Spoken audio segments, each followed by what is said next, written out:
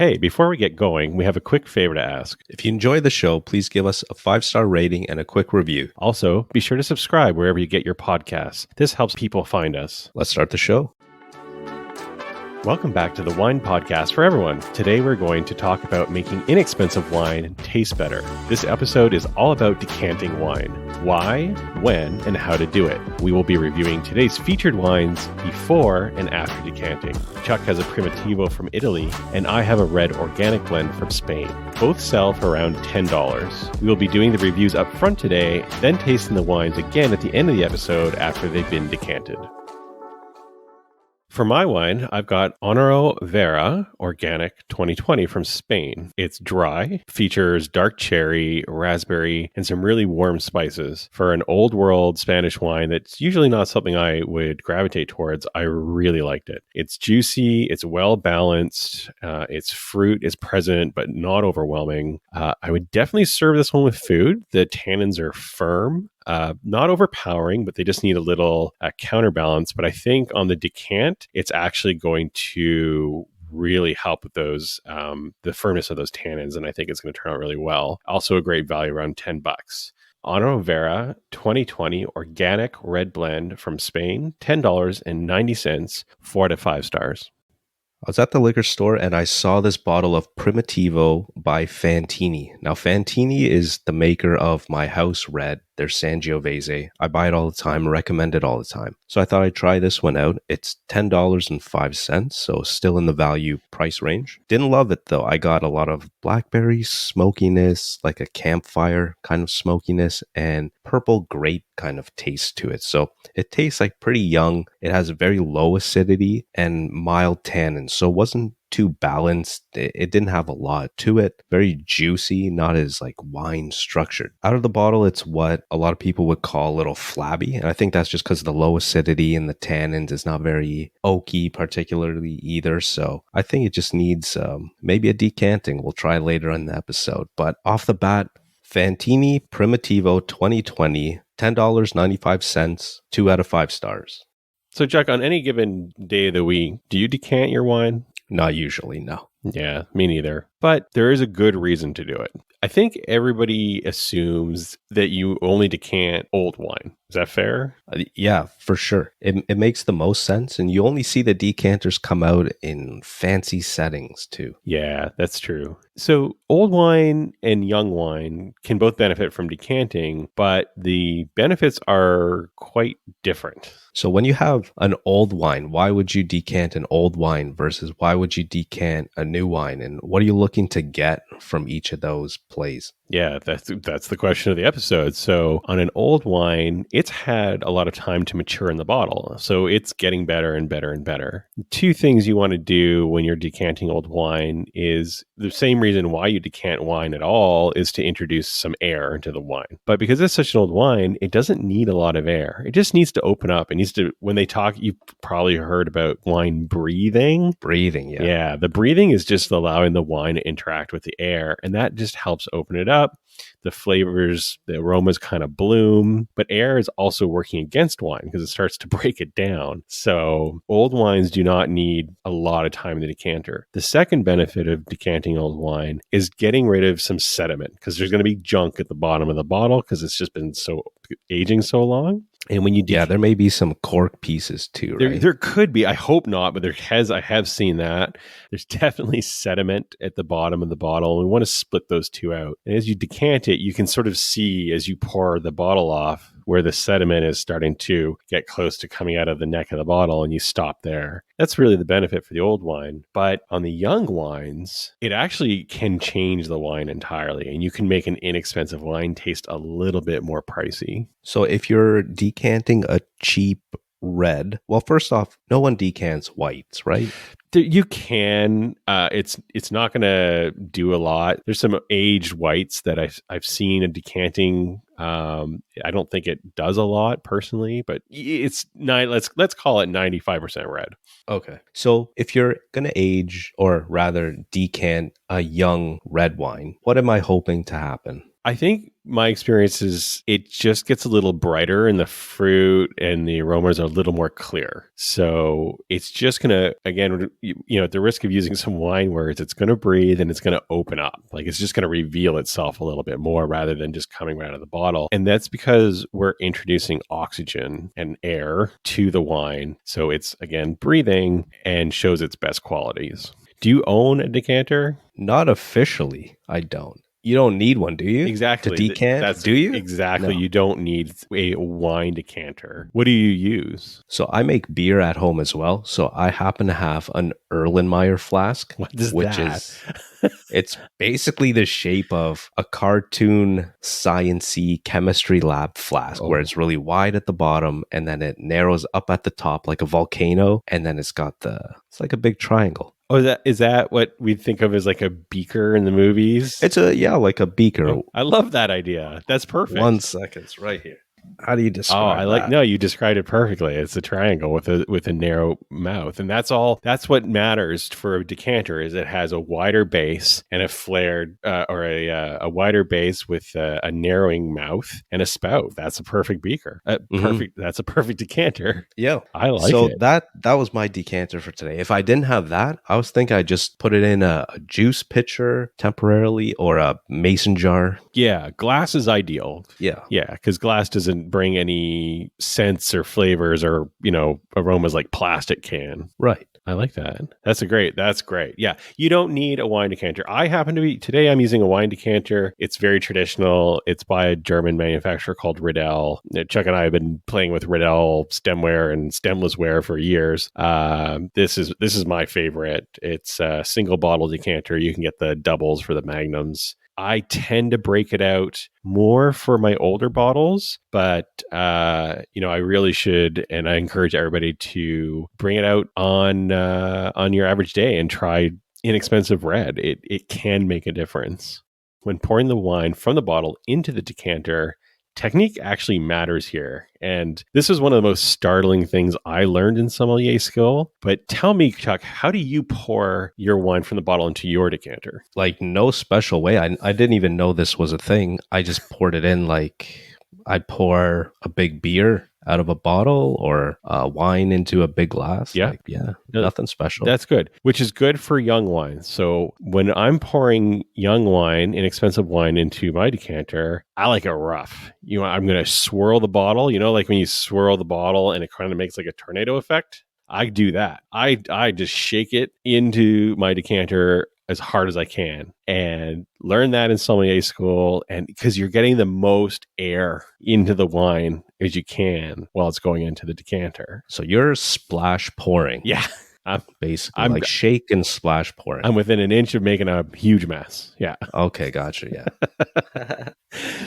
Now, you were showing me something earlier that I thought was really interesting. Yeah, so I got this as a gift from my Uncle Dave. It's an aerating funnel. So what you do is you put this funnel that has several holes around the part where the wine comes out of at the bottom. Okay. You put this on the decanter or even maybe your wine glass, but it's really supposed to go on your decanter. And you pour the wine into this funnel and it sprays the wine out into all different directions down the sides of your decanter. Okay. And there's also a little filter in it too. A little filter for the older wines. The older wines. To catch any sediment. Okay. So same idea. So that's interesting because when you pour older wine, you're going to pour really slowly because of that sediment. You want that guck to stay at the bottom of the bottle. So you're going to be really gentle. And you're going to pour, ideally, you're not going to pour the old wines into the middle of the decanter so it falls straight down. You're going to pour sort of to an angle so the wine gently sort of hits the side of the decanter, the wall of the decanter, and kind of streams down the decanter gently to the bottom. But not for what we're talking about.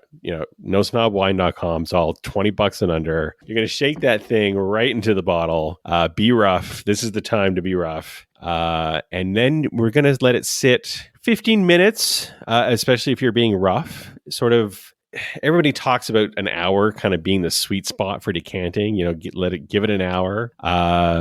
We decanted our wines about, looking at the clock, about an hour and 20 minutes ago. We're going to be tasting them soon. So I'd say that's our time is going to be pretty good. Yep. It's in the ballpark for sure. Yeah. Mine's definitely changed. So I'm ready to try it out anytime. Yeah.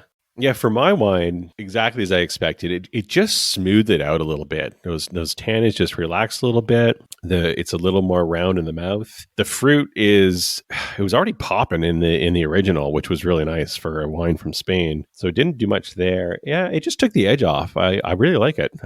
I'd keep my 4 out of 5 rating. It's really good. I mean, it didn't go to a 5 to a 5. This is a decanter, not a magic wand, but it did good. It did good things. I would say my wine, the decanter took it from a 2 to maybe a 2.5. You're right. It softens it up, takes off an acidic edge or sour note edge to it is gone. A weird grapey note off the nose disappeared. Oh, that's nice. Is it like those, I've tasted this before, like those Welch's grape juice grape flavor? It's the grape where it's like a deep purple, grape skinny kind of grape taste. Jelly. Sort of like it's not quite a wine grape. It's like the Concord grapes. Sort of. Like a juice kind of eating grape. Bubblegum, like grape bubblegum. Not bubblegummy or sweet. Oh, like when you take a red grape out of the fridge and pop it right in your mouth. A black grape. Okay, I gotcha. With thick skin. I understand. Okay, that makes sense. So overall, tip of the day, if you don't love the young red that you're drinking, pour it into a bigger decanter or jar, shake it up a little, swirl it, pour it back in your glass. You might like it a little more, enough to get through it. Now, before we end the show, there is something that's come up called hyper decanting. Have you heard of this? No, never heard. Okay. So if any of our listeners are watching the show Succession on HBO, very popular, there's a scene where one of the children named Connor Roy hyper decants his wine. And what he does, as you would have seen in the show, is he pours his wine into a blender and blends it for a few seconds before he drinks it. And supposedly that's going to make it taste better. Oh. So they call it hyper decanting. I mean, you're forcing a ton of air into the wine, right? That's essentially what you're doing. Now, this is interesting. This did not originate with the show Succession. A gentleman named Nathan Myhrvold, who used to be the chief technology officer at Microsoft, became a cookbook author. And he created a cookbook called Modernist Cuisine. And this cookbook's renowned because it is thousands of pages. It's beautiful. I want one for my bookshelf, but it's also $700. But this guy is the guy who figured out this hyper decanting thing. And he recommends putting the wine into a blender, blending it, and seeing if it tastes better. Have you tried it? No, I never have. And I have a little surprise for you to know I was going to do. I got a blender. Oh, no way. So, all right. How long do you zap it I for don't know. I'm going to guess 10 seconds. Maybe. Sure. Maybe. That sounds long, though. It does. Yeah. I mean, maybe just do a quick 3 first. 3? Okay. So I'm gonna put some of this. I have some undecanted wine from the bottle that I held back. I'm gonna put that in there as well. Sean has what looks like a milkshake blender. Yeah. In front of us here. It's one of the classic Osterizer type blender. That'll do. Yeah. It has a metal container. I have another one with a glass, but I decided this one looked cooler. For the podcast, that's audio? Yeah, exactly. Right on. Nobody's going to care. I'm going to put some more wine in from the bottle. Okay. We'll probably cut this next part out because I imagine it's going to be really noisy. Or not. Well, the blender is sitting on my desk, which is my microphone's connected to. So there's going to be a lot of noise either way. So what do you think? 3? Try maybe 5 seconds. 5? I've never even heard of this before. So let's try on low speed. This thing's only got 1 speed. Okay. On. Here we go.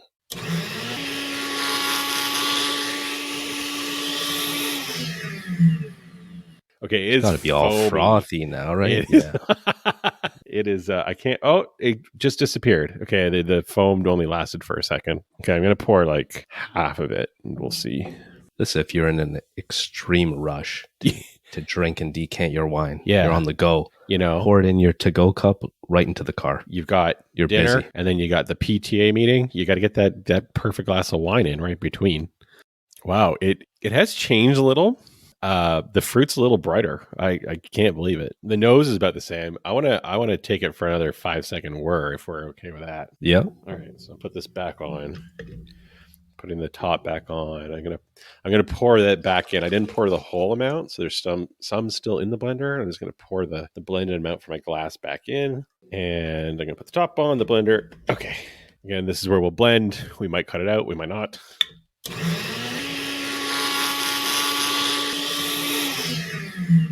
All right. Foam, very foamy, but then we see that dissipates quickly. Oh my God, you got to see this. Yeah, it's mostly foam. It looks like a wine cappuccino. That's a really good description. Now this time the foam's not dissipating, and it's still in the carafe and in the glass. The foam's not going away this time. Feature or bug? Not sure. It looks like you whipped a froth into it, which doesn't look great. I gotta taste it now. Okay, so this is interesting. The middle of the wine is less pronounced. Like the fruit has been tamped down.